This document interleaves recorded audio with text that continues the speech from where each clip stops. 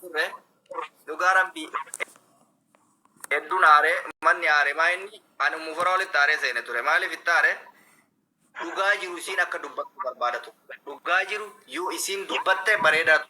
garuu hin baqate namuu bakka dhugaa attu galatoomi kaseente namni baay'een baqatee ture si'uu kan addeessi fide dhugaarraan baqatina namatti himaa malee hanqina jiru yaani gorsa miira sitti dhaga'ame akka gara laafuu hin baqadhu jechuun namni mana kee akka dhufu barbaade malee mana nama rakkoo waan hin fene malee maal akkasii miti akkamitti wal faamna naaf se'ayye mee akkamitti si faama akkamitti na faamta ana akka irraa dubbataa jirtu kun yoo waan si dhaga'ame akkatti ibsattee natti himattee adda siin baafne akkamitti wal faamna namni eega jette dhufuun dura amma rakkoon maal ta'e gara laafoo nama takka nama lamaa miti namni irratti haasa'amaa jiru nama takka namni haasaa jiru nama kuma takka mana nama kuma takka irra deemee takka takkaan faamsisuu hin danda'an kamtu irra filatama kamtu irra dursa fakkaata sitti kaasee bira dafuu qabdati wareetu fakkeenya mana naa'oo isin jettu mana asii hoo isa sun rakkoon qabu garuu haqa hin dabsin haasaa kee keessatti an akka barbaaddetti haasaa I don't care haqa hin dabsin fooloo fakkeenyaaf namni kuma dhibba gasii kuma kana ani fooloon tiyya fakkeenyaaf liibina seensiftee sadarkaa sadaqaan keessatti naa baatu yoo naa geette kalli walli waa jaannataan seen wada sadaqaatti keessa darbadhee ta kennu namaa kennee salaam ummata nagaa jirtu jirra fayyaa korma maglachaa kennaa maglachaa maal kennan darbii nama godhaa jirra rakkoo jiru gaafataa jirra okay gara laabo oye gurbaa abboo kale gadda itti iyyaa jirtanii jaartirratti fuudhuu shari'aan arsii dhoogge moo hiikanii fuudhuu shari'aan arsii dhoogge moo rakkoo irraa qabdan nutti himaa hiriyyallee ilma biyyaatillee akkuma isinii biyyaa bira jirraa isinirraa hidhanna no shari'aalleen shari'aatti fuudhuu jaartirratti fuudhuun dhoogine amma maal beektaa ammas akka ammatiin kanatti akka inni reemusaa dolachuu halaalaa taate silaa wal qixxeessuu dhabee jennee akkasitti komannaa gaafii lama si gaafadhee bar jaartii yoo sii taate jijjiirachuun hin jiru moo irratti fuudhutu hin jirre moo reedii qofa fuudhee hiike moo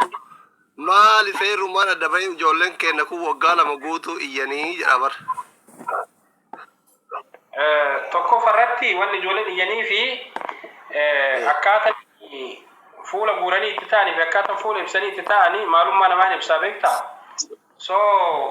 ijoollee wanni girgir godhanan dabalatee suuraalee fi wantoota isaan gadi babbaasanii poosti godhan kana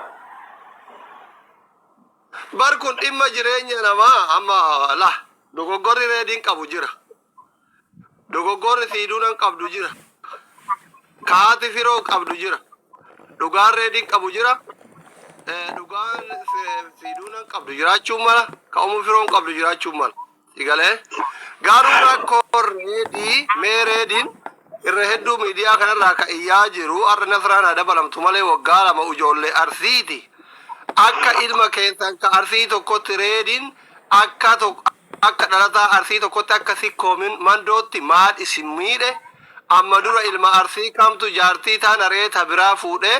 miidiyaa irratti itti duultanii itti deebiftan gaafii gabaabaa deebisi. Okay. Amma itti cabsaa sammallee hin taane galatoomi. Cabsaa miti gaafii sirnaa deebisi cabsaa yoo taate namni cabsaa isin barsiise nuyi kama dhugaati amma dogoggorri reedii jiraachuu mala. Garuu akkaataa isin godhattan kuni haarawaa natti ta'eef si gaafadhe. Firasli arrabaa miti ila dhugama rabbi yoo sitti ijoollee arsii wanni akka isaan mammaraachise isaan gubu tokkoffarratti yoo dubbanne mucayyoon siiduunaa jedhamtu sun reeditu jaalatee isaa taatee fuudhe malee akkuma inni naa taate jedhamte ijoollee arsiitii hin taane fi hin madaaltu akkuma inni jaalatee jedhee fuudhe isaan illee nuun taane reedii dubbachuu mirga guutuu qaban kana dubbatanii takka jedhe. Silamu reedii siiduunaan yoo fuudhe dhiira arsii guututu wajjin taaptaap godhu jedhamoo innaante sila sau mist ምን አገባችሁ አይ አልቀራ ጋዲ ኦሮፋ የገተኒ አልቀራ ደብደን ይሷ የአንድ ሰው ምስት ናት ከየቲም ከጆሌ አስራ አፋን ባኑቲ ምት jaartiin ta dhuunfati bar biyya walitti qabna malee jaartii walitti hin qabu namu yagilli no mist haga darbee wajjin jiraata gaaftaa ofii didde gurra qabee ofirraa gad darba maa dirqama isuma dhugaa dubbanna dhugaa kam dhugaa Gaafii awwaalami nagaa fatun dubbadhu waytaan dubbadhu immoo nanee marrakkoon kiyya kan akkam godha. Ila doktor gaafii nagaa fattee no gaafii anamma ina dhageeffadhu ana osoo ati gaafii deebisuu dadhabde an mala amma badii reedii qabu jira matoo jira garuu Reedin jaalate fuudhee mirga isaati ijoollee walitti machuuf madaaltuu siiduuna niitiisa ta'uu qabduu miti jedhee dubbatanii kun mirga isaaniiti reedillee sila reedin siiduunaa miti harree yoo fuudhe maaltu isin galcheedha bar harree gurraatti yoo fuudhe maal gootan jaalate yoo jaalattaniif jaalattu yoo dhiisan dhiisudha bar kanuma isin hin galchine jechuun dandeettan nummoo nu galchi jennee mirga guutuu qabna tokko Timothy Tunela.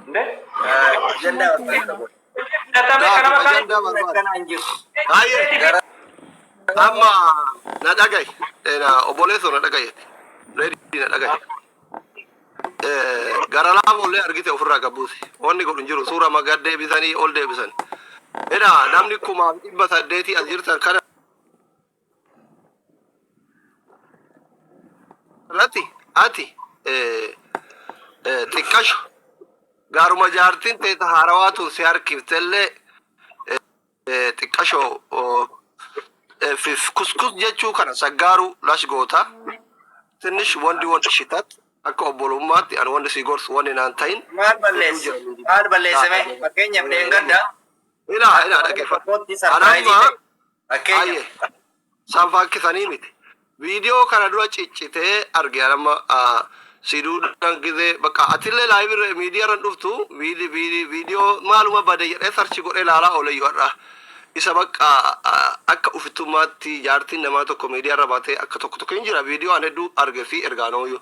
waan akkas akkasiisan haasayaa nama gurguu waan akkas akkasii jaartiin kaatii akka isin hin goggodhanne dhooki kasanirraa hafeen umufiroo waliin taane siduudhallee yoo siin ta'in boruufirraa gad darbe Abbabechi yoo deemte Ayyalechi dhufa Faaxumaa yoo deemte Khadija dhufa girgirri asirraa dhiisi andi kan taasiraalechi alolechi abbarra sigale wallahi tabarbaadde dirrii bara ofii dammane dhugaadhaani tinnaan taane inji abbaa barbaade ati wanni godhuu qabdu akka ilma dhiiraa tokkotti jaartii teeti yaa'u viidiyoo akka argetti haasawun isii torban darbe surprise dura kamumuram arge haasaa turte das alaalenyi mene iraasu antane gize irra jirta yoo isin namni itti wannoo jedhale jaartii teeti namni biyya ofiitiif jaartii ofiit irratti hin duune dayyuusa jedha hadiisa rabbiitu jedha kana sigale hamtu nama jaartii teeti wannoo jedhu yoo feete ofii deebisiif wanni isin otoo ati jirtu gad deebituuf hin jiru dhugaan kana ujoolleen kenna immoo ka arsisaa ta'u ilmaan oromoo haati firoo miidhamte yoo jettan waliin taane ibirree diyyuu taane waan isin gargaartan gargaaruu dandeenya. Jaartaaf jaartiin eega waliin ta'in furmaanni jiru wal hiikudha. Wal gubuu miti. Sansalataan walitti hin hidhamne. Ujoolleen kun akka wal hiikan tanroollee sheekarra isinitti himne walit deebuun hin ta'u jedhani. Agasi as wanni haarawaa ta'e anillee hin argine yoo dhageettan isin dhageettan hin beeku. Kalaas erga waliin ta'in mucayyoon tun gargaaramuu qabdi. Jaartii nama kennatti yoo jettan homaa rakkoon qabu nama ofii gargaarachuun isin wajjin gargaara waan isin gargaartan reedirrallee isinii fuudha kasanirra haale suuraa jaartii namaa ol garagalchanii gaggaragalchuun suuraa reedii gagdeebitanii ol deebisuun isin duraan ittiin fuune taanillee isin ittiin fuune abbaanuu ittiin fuune lamaanuu abbaan isa dhalchi aadam ittiin fuune majjaanni tole biyya kana majjaana birrii afuritti wal fuudha habiibii namni sinii galee kana waan ta'eef bultii namaan boxina dhiisaa hin dabbara dhiisaa namni fuudhee hin hiikin hin jiru warri isin asirraa beeytan kun hundi isaan haarawaan baane wal fuudhaniitiin wal hiikun jaartiin nama jibbuun jaartii jibbuun dhiirsa namarra fidatteetiin qabamuun miseenjara irratti qabamuun waan garagaraa masruufa dadhabanii ofirraa ari'uun duroono waan haadhaaf abbaan keessa wal godhaa turan waan isin godhamaa jirtan jaarsa min dhiira meeqa isin nyaate dhiira meeqa isin hiike sini gale viidiyoon kilippiin gosa gosaan isinirraa waraabamee bayaan jiru dhugaan jiru kana obboleewwan kiyya jidduu kanatti amma miidhamaan yookiin kun gareen siiduuna jedha gareen haadha firoo jedha miidhamaan reedidha ana beeka isin hin beektan narra reedi fuula diimataa fi malee baxaam tagojiu namni dhugaa qabu osoo garaa namaa biinxanidha ani ijoolleen kun waan dubartii tayaniif cal'isa malee wallahi billaahi rabbii laman taanetti kakadha an akka asliititti osoo mucaa kanaan hiriyyaadha eenyu dhugaa qabda naan jettanii siiduunallee dhugaan qabdu haati firoollee dhugaan qabdu miidhamaa reedidha miskiinni ka waan quban qabnetti gamaa gabana arrafamaa jiru jechuudha attaaqum hin beeytan